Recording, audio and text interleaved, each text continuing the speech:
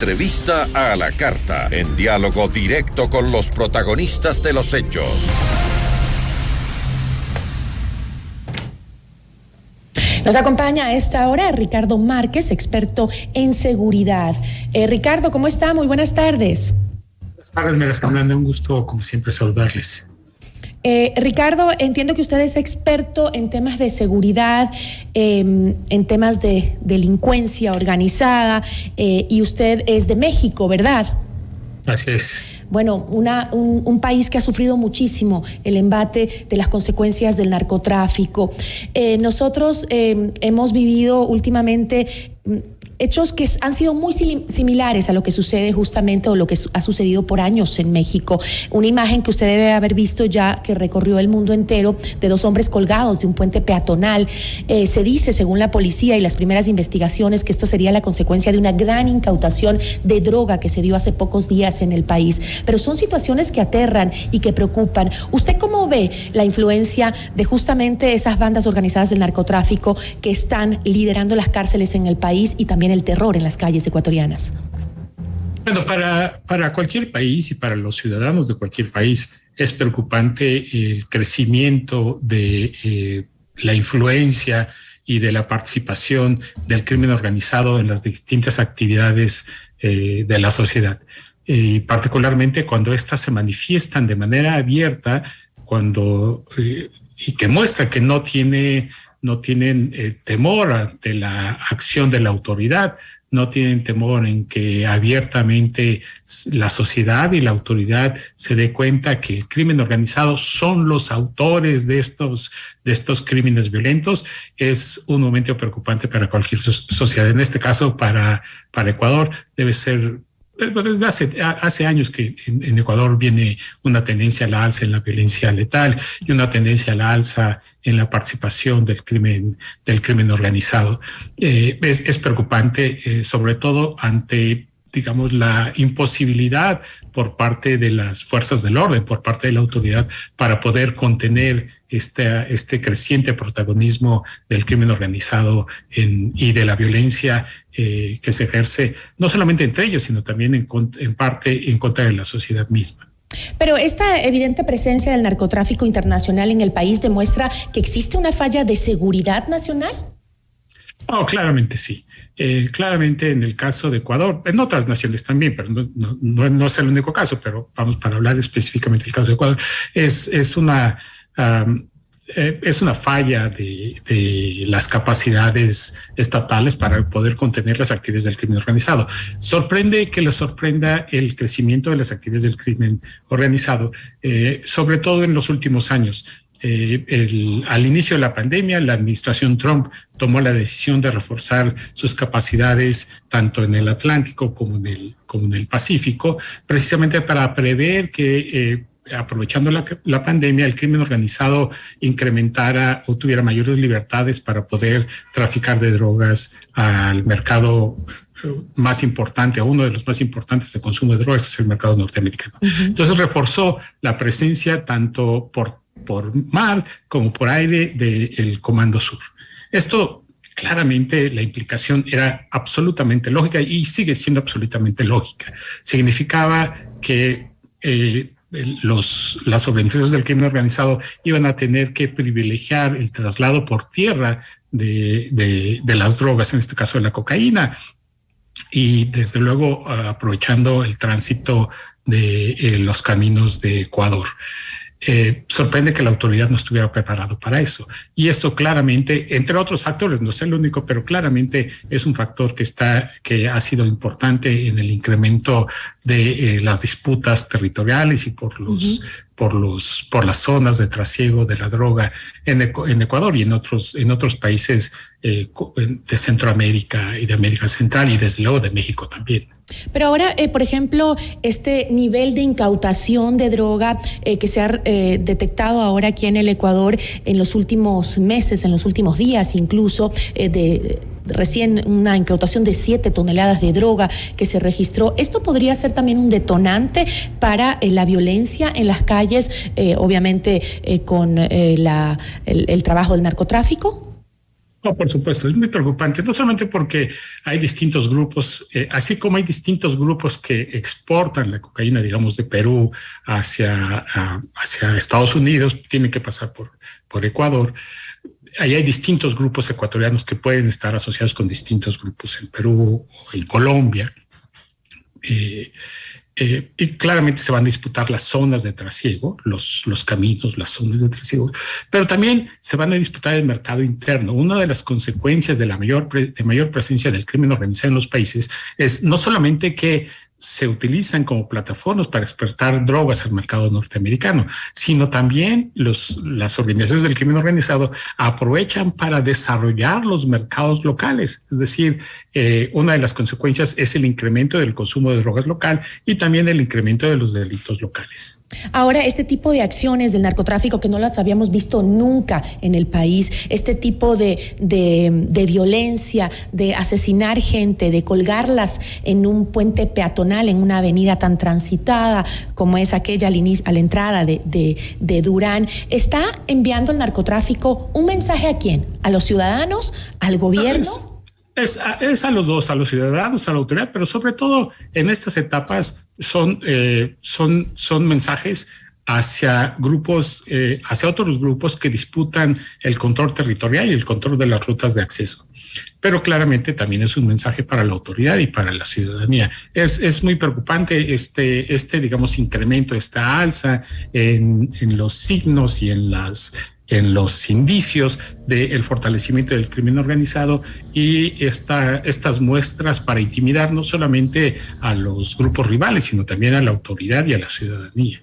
Ahora, usted dijo algo que preocupa y es que le sorprende que la autoridad ecuatoriana no se haya dado cuenta a tiempo de lo que se veía venir, ¿no? Esta violencia del narcotráfico, esta toma de los territorios de diferentes ciudades importantes en el país por parte del narcotráfico. ¿Esto quiere decir que encuentran las bandas extranjeras la impunidad que necesitan para operar? ¿La encuentran aquí en nuestro país?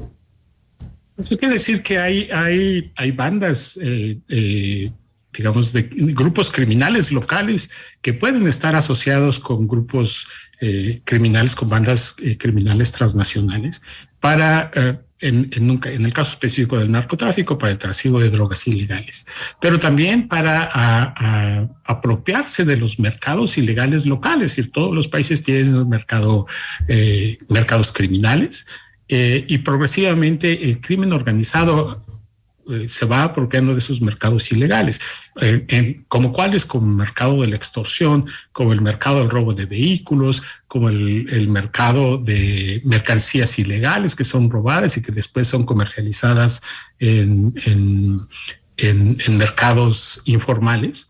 El crimen organizado cada vez se va apropiando progresivamente de esas cadenas, de esos eslabones y de esos mercados criminales. ¿Cuáles son los carteles mexicanos que operan en esta región de América? Bueno, claramente los más importantes, no son los únicos, pero claramente los más importantes es el cartel de Sinaloa y el cartel de Jalisco Nueva Generación, que tienen presencia claramente en Colombia y que son un factor también de incremento en la violencia y las muertes violentas en algunas zonas de Colombia, particularmente aquellas donde se cultiva y donde se transporta la droga hacia el mercado norteamericano, hacia las salidas para las rutas que conducen al mercado norteamericano, y seguramente también están buscando expandir su presencia hacia otras zonas que puedan ser plataformas, que puedan estar menos vigiladas o que puedan estar menos en la atención de las autoridades, tanto locales como internacionales, para el trasiego de las drogas.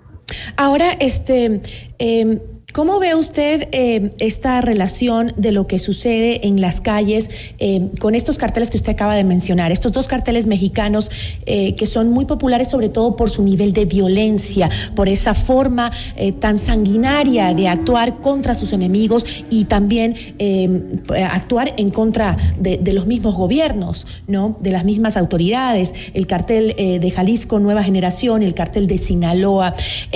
¿Cómo ve usted la posibilidad de lo que hablaba el presidente del Ecuador y planteó incluso una comisión que se encargue de pacificar las cárceles, porque justamente están lideradas por estas personas que dominan el tráfico de droga en nuestro país y que tienen relación con estos carteles? ¿Es posible llegar a un acuerdo de pacificación en las cárceles que obviamente, dicen los expertos, eso derivaría en menos violencia en las calles? No, claramente eso no va a dar resultados. Son procesos con un alto nivel de incertidumbre y son procesos que prácticamente no son exitosos en ningún lado, que pueden tener un éxito transitorio, pero que el problema que debe de resolverse es el problema de fondo, es la recuperación de las capacidades de orden y de gobernabilidad del Estado en las cárceles. Al perder la gobernabilidad y el control de las cárceles, lo que sigue es que esa pérdida de gobernabilidad y de control se traduzca en el control por parte de organizaciones del crimen organizado territorial, y después sigue el control de los mercados criminales y control de las economías. Y esto no solamente ha sucedido en Colombia, en México, en países asiáticos y en países de África. Es la lógica y la dinámica de la violencia y la lógica y la dinámica del crecimiento y la expansión del crimen organizado. Comienza con el control, y una vez que se tiene el control de las cárceles y el control territorial, sigue el control de los mercados criminales, y después sigue el control y el saqueo de la economía y de las economías locales, como sucede en México y en otros países. Y de las instituciones gubernamentales también. Claramente del presupuesto, de los presupuestos estatales y municipales. Y me hace acuerdo, con todo lo que usted me está contando, aquella ocasión en que veíamos asombrados, sobre todo en nuestro país, esa violencia que se dio en México cuando capturaron las fuerzas policiales de México a el hijo del Chapo Guzmán, y que el gobierno pidió luego su liberación para evitar un derramamiento de sangre mayor. No hay manera de recuperar la paz más que derrotando a los grupos criminales. La única manera es esa. Y desafortunadamente, al parecer, en este caso, en Ecuador, las fuerzas del orden, las capacidades del Estado están por debajo de lo que exige la recuperación de la gobernabilidad en las cárceles y, desde luego, la recuperación del orden y la seguridad en las calles. No hay otra manera de hacerla. Es una ruta que lleva tiempo, que exige inversión, que exige recursos, y que desafortunadamente lleva mucho tiempo y lleva a la pérdida de vidas, pero no hay una manera estructuralmente eficiente y de fondo que hacer eso. Hay distintos ensayos que se han hecho, y me parece que en Ecuador están pensando en algunas alternativas que no son del todo adecuadas. Leí por ahí que están pensando en el incremento del número de efectivos policiales y el número de guías efectivos en las cárceles. Uh-huh. El número es importante, pero como ilustra el caso de México y otros casos en América Latina y en el mundo, más que policías y capacidades policiales numerosas, es decir, más que una gran cantidad de policías o de efectivos en las cárceles, lo que se necesita es una policía eficiente, que lleve a cabo, que sepa hacer su trabajo y que lo lleve a cabo con eficiencia. Y me parece que ahí es donde debe estar la apuesta por los gobiernos, no solamente como Ecuador, sino el gobierno mexicano y otros gobiernos de América Latina. Lógico, ¿de qué nos sirve tener más guías penitenciarios o más policías en las cárceles cuando la llave de los pabellones la tienen los líderes de las bandas al interior de las cárceles? Es simplemente mandarlos al matadero a esta gente, porque no tenemos el control de las cárceles todavía. Están en manos de los líderes del narcotráfico que están ahí dentro y que dominan la delincuencia en nuestras calles también. Preocupada con con este análisis que estamos haciendo, digo yo, estamos haciendo el mismo recorrido que hizo México. El recorrido que hizo México es el recorrido que han seguido muchos otros países, donde la dinámica de la violencia se impone sobre la dinámica del orden y de la seguridad.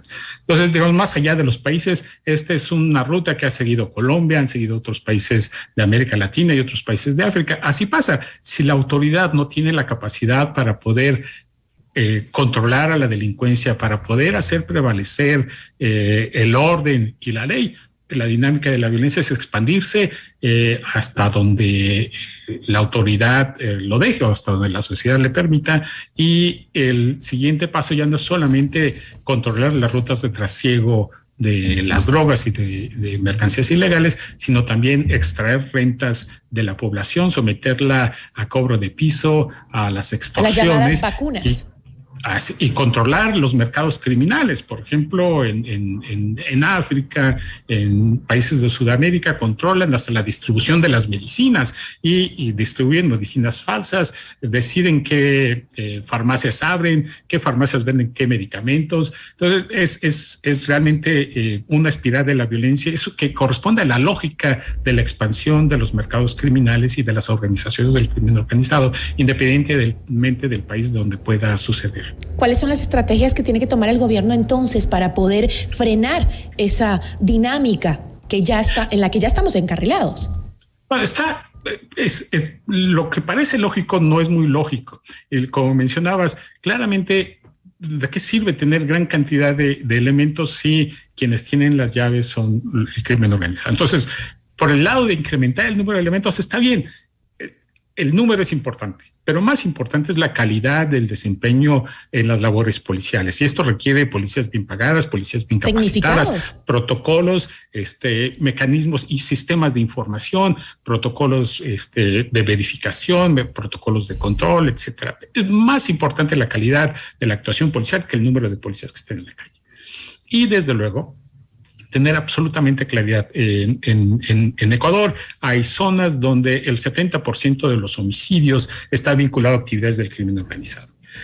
Con este dato que es contundente, es decir, 7 de cada 10 muertes están asociadas al crimen organizado, si la autoridad no toma la decisión de enfrentar al crimen organizado para contener sus actividades y sobre todo para llevar ante la justicia a sus líderes, el asunto simplemente no va a mejorar. ¿Por qué? Porque los números son, en este caso, sumamente contundentes. La fuente principal de la violencia en Ecuador, de la violencia letal, es el crimen organizado. Y si no se atiende para desarticular a estas organizaciones y llevar ante la justicia a sus líderes, simplemente el asunto no va a parar y va a seguir creciendo. ¿Cuáles cree usted que fueron algunas de las estrategias que se realizaron por parte del gobierno mexicano y que tuvieron éxito en la lucha contra las bandas organizadas del narcotráfico?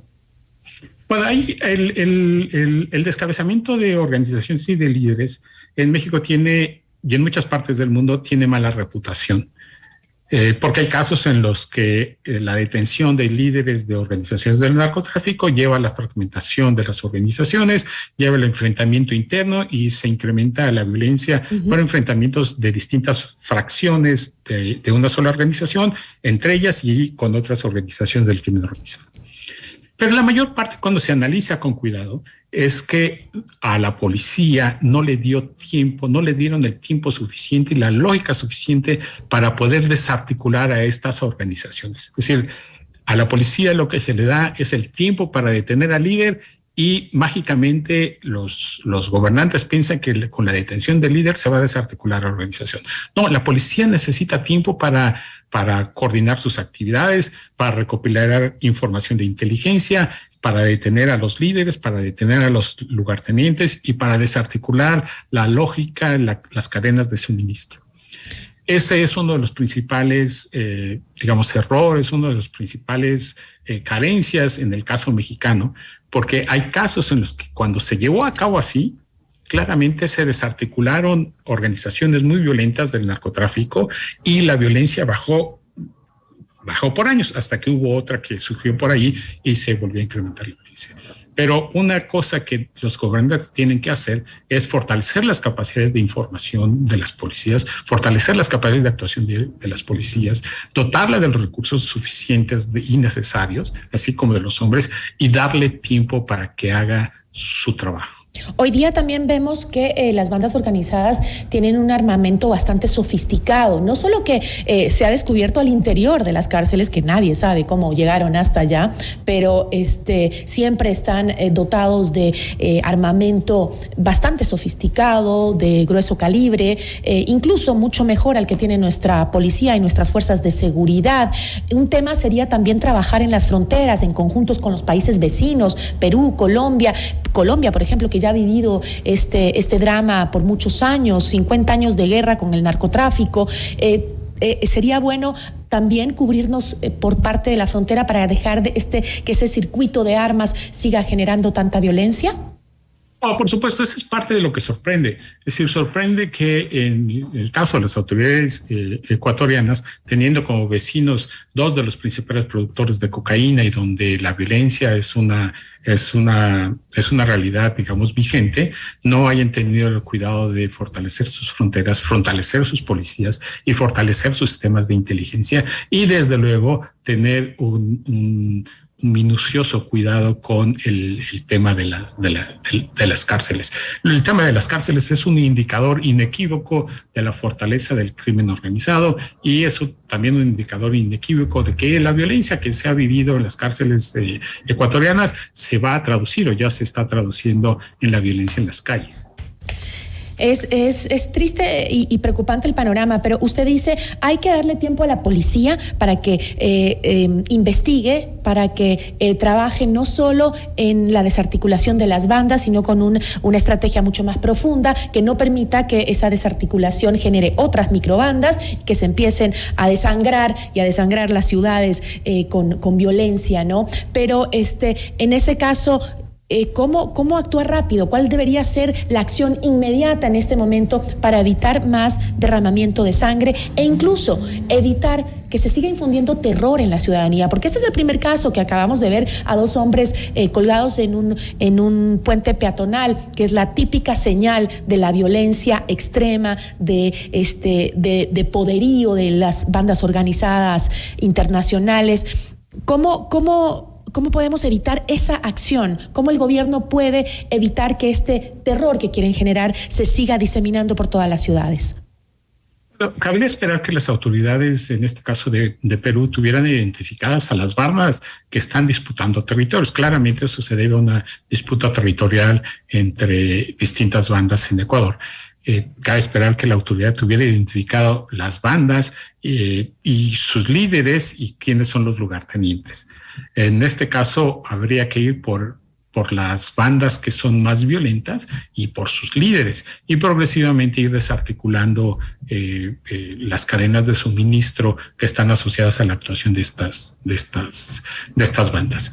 Claro, el actor policial es complejo. Por un lado tiene, digamos, el conjunto de los delitos comunes como el robo a transeúnte, el robo a transportistas, el robo a casa habitación, el robo a vehículos, que no puede descuidarlos, pero por otro lado tiene estas tareas especializadas, tareas de recopilar inteligencia, de identificar cuáles son las bandas, de recordar quiénes son sus líderes y quiénes son sus lugartenientes. Tiene que combinar estas dos actividades de manera eficiente.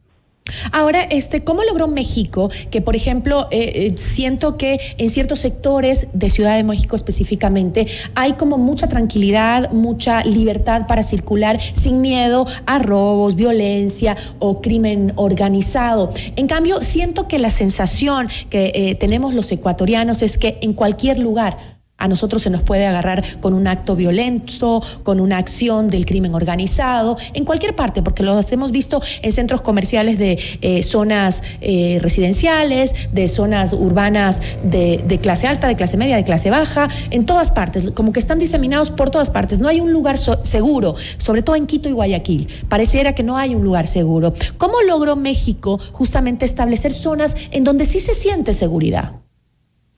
Es una combinación, digamos, de zonas que son vecinas, que tienen altos índices de incidencia de robo común, de robo a transeúnte, y otras que pueden ser vecinas donde prácticamente no pasa nada o puede pasar lo que sucede en cualquier otra ciudad, digamos, de Estados Unidos o de Europa, que son zonas muy tranquilas. Pero eso se debe en parte a la actuación de la autoridad y en parte a la infraestructura con la que cuentan. En México hay zonas como, digamos, la colonia, partes de la colonia del Valle donde se puede caminar con tranquilidad, se puede salir a caminar, a pasear el perro, a las mascotas, sin terror, etcétera, y no pasa nada. Y otras donde prácticamente no se puede ni salir a caminar, pero tiene que ver con la actuación de las policías locales y con la infraestructura para responder rápidamente que existen en esas zonas. Con eso me quedo. Yo le agradezco muchísimo, Ricardo, por habernos acompañado, por dialogar sobre la experiencia mexicana y sobre todo lo que podemos tomar aquí en Ecuador para empezar esta lucha que nos tiene a todos aterrorizados, pero que esperamos salir pronto de ella. Muchísimas gracias. Un gusto como siempre, María Fernanda. Muchísimas gracias. Nos acompañó Ricardo Márquez, experto en seguridad, hablando sobre la violencia en el Ecuador, un experto mexicano sobre temas de violencia y seguridad.